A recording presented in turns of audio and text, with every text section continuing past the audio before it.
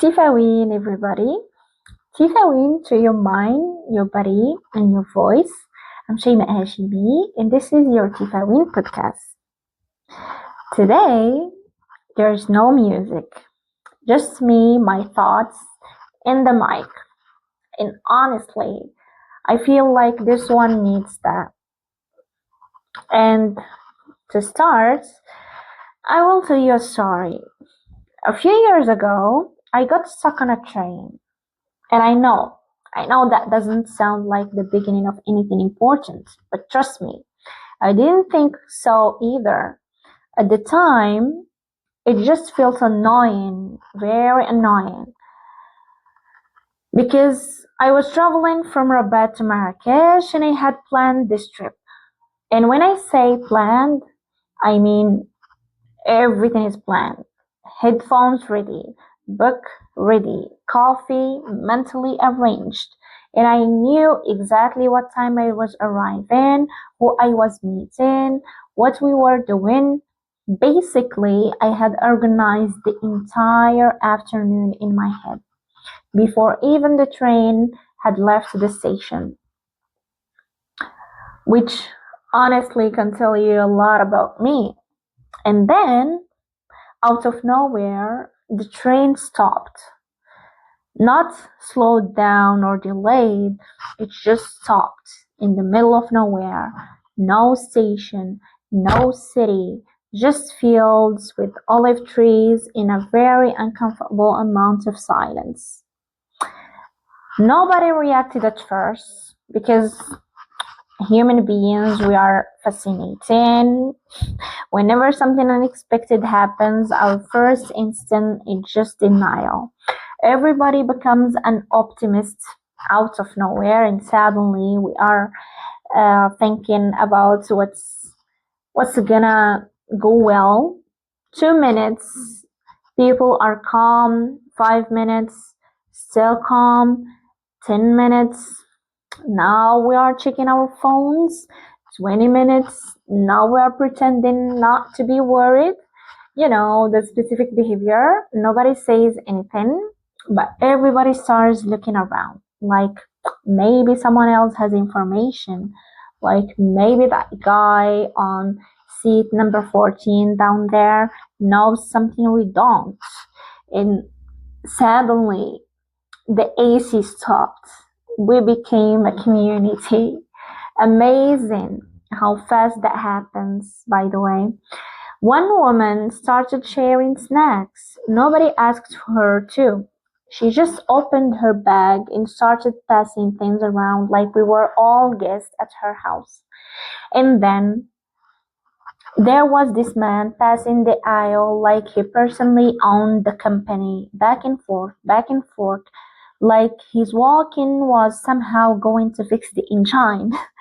Two girls behind me were on the phone with someone trying to explain where exactly we were, which was funny because, let's be real, none of us actually knew where we were. It's the middle of nowhere between Rabat and Marrakesh.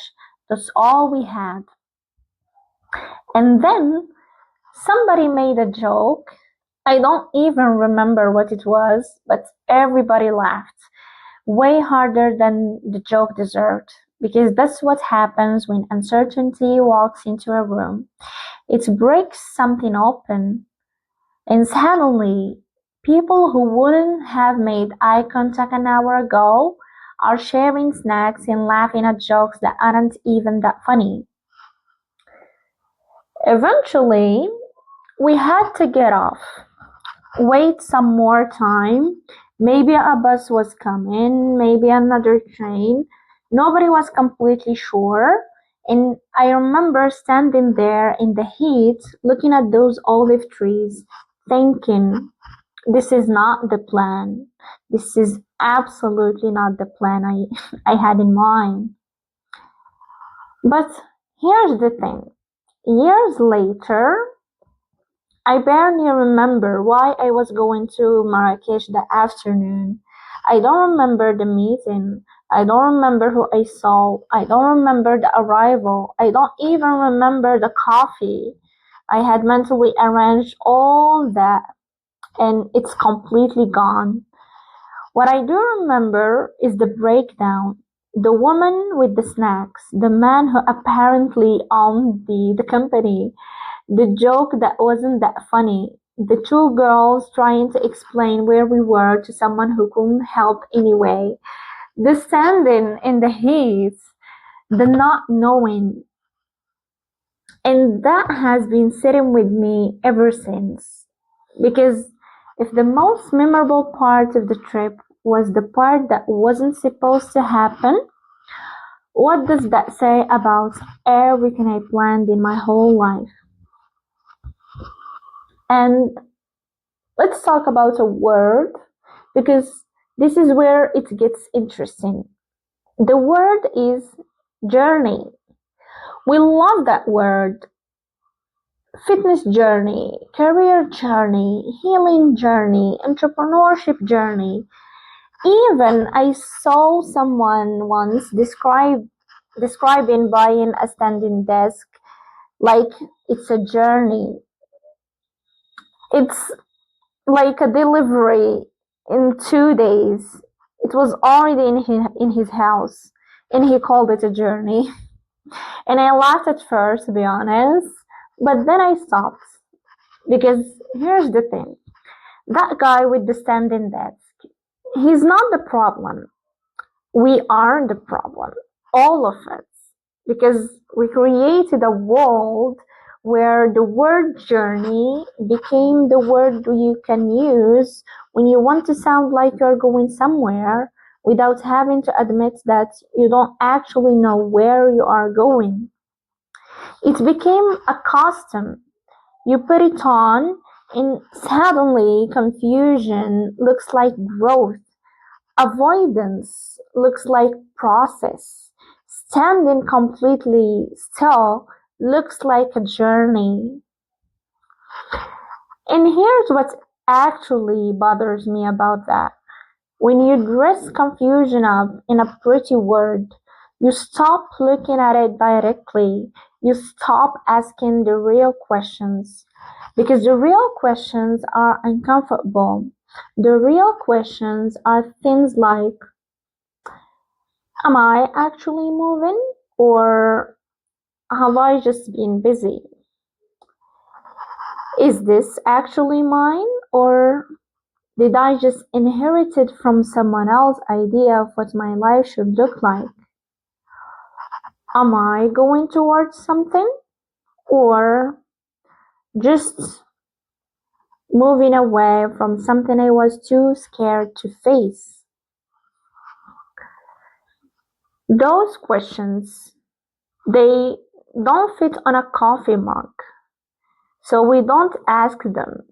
We say journey instead, and everybody nods, and the questions stay exactly where they were and unanswered underneath everything. There's an Arabic word, it's rihla, and the root of it is rahala, means to load your camel and leave. Now, before your brain goes full National Geographic on me, forget the camel, and seriously, I mean it, set it aside, because what I want you to think about is what that moment actually was, physically, emotionally. You wake up before sunrise, bags already packed, your family is standing there, nobody is really talking much. You know that feeling when something is important is about to happen and your body knows before your brain does. That exact feeling. But multiply it because you're not leaving for a weekend. You're not going somewhere you can Google. You are stepping into something you cannot see the end of. No phone, no map that covers where you're actually going, no guarantee that the people standing there watching you walk away will ever see you again. That's not a journey. That's the last morning of one version of your life. There was a guy, it's called Ibn Battuta, 21 years old. He left home, which sounds simple, normal, reasonable. Nobody watching him leave thought, this is going to be historic. Not even him, especially not him. He didn't know that. He didn't even think about it. He had no idea he wasn't coming back for 29 years. No idea about India, China, Mali, or even the plague he'd survive, the shipwrecks, the kings who'd want him dead after that, or that even 700 years later, a girl from Morocco sitting alone with a mic at whatever time it is will be talking about him. He knew none of that. The only thing he knew was that Steen felt wrong.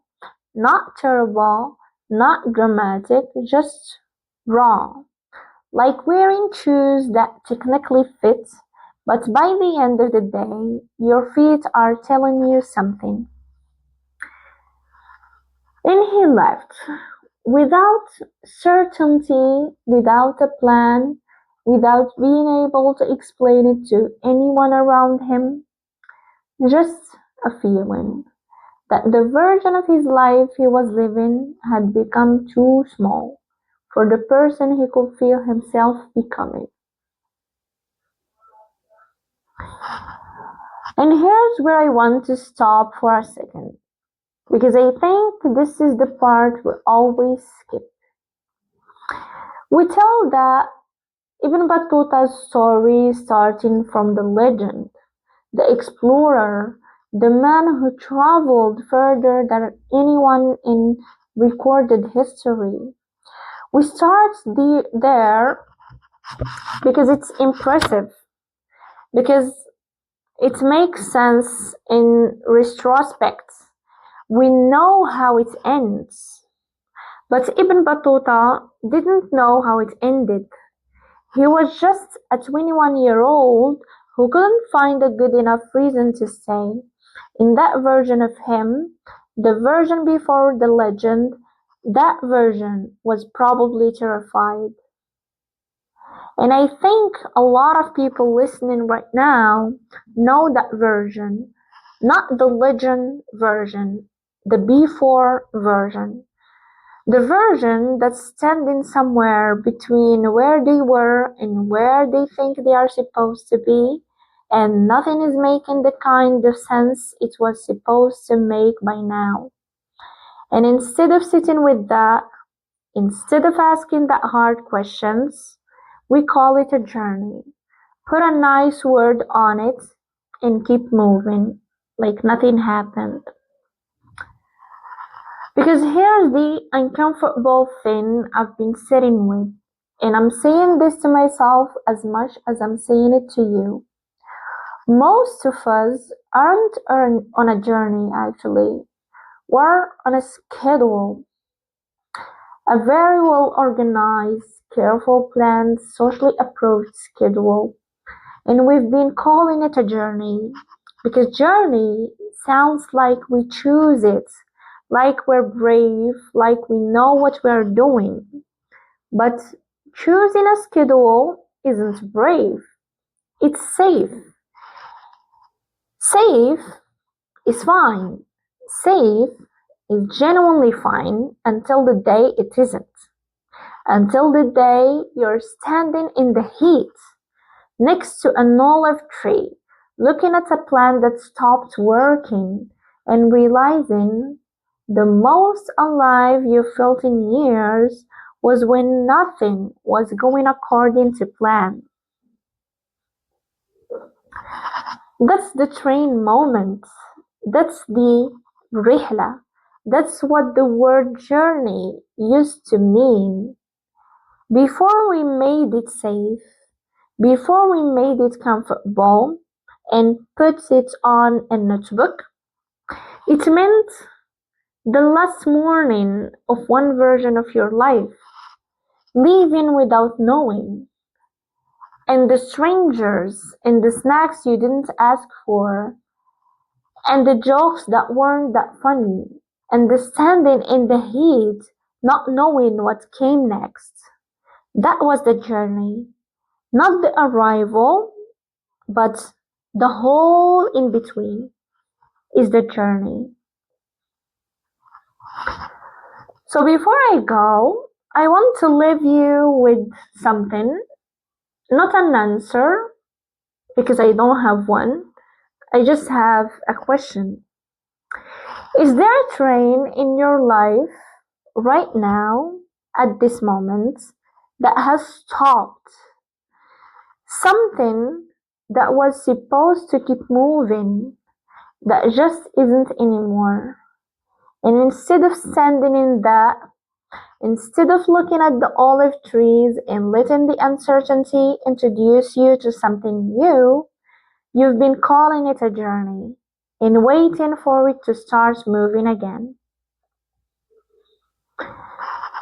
Because what if it's not broken?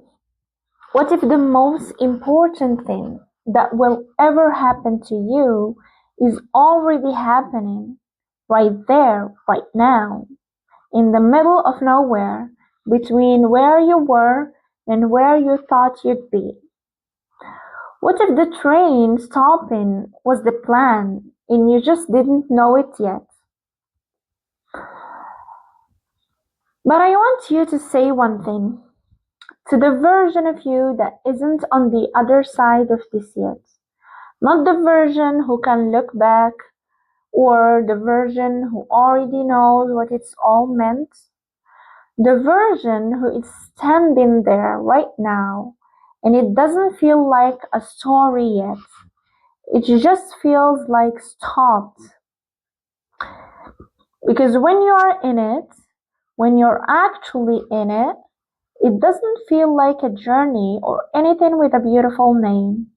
It just feels like everyone else's train is moving, and yours is the only one who's not. And I have no beautiful thing to say about that. I just wanted you to know, I know, but I want to go back to these three questions I mentioned earlier, the ones that don't fit on a coffee mug. I listed them and I just kept moving, which is exactly what I said we always do. So let me actually ask them again. Are you actually moving or have you just been busy? Is this actually yours, not the path that was already there when you arrived, where you just kept walking because it was easy, not the version of yourself you built for an audience that you were never actually asked about? Is it yours? And are you going towards something or away from something you haven't looked at directly yet? Your body already knows the answer. I'm not asking you to answer them today. I'm just asking you to stop calling them a journey and actually look at it and sit with it. That's it for today, everyone. Tifawin to your day.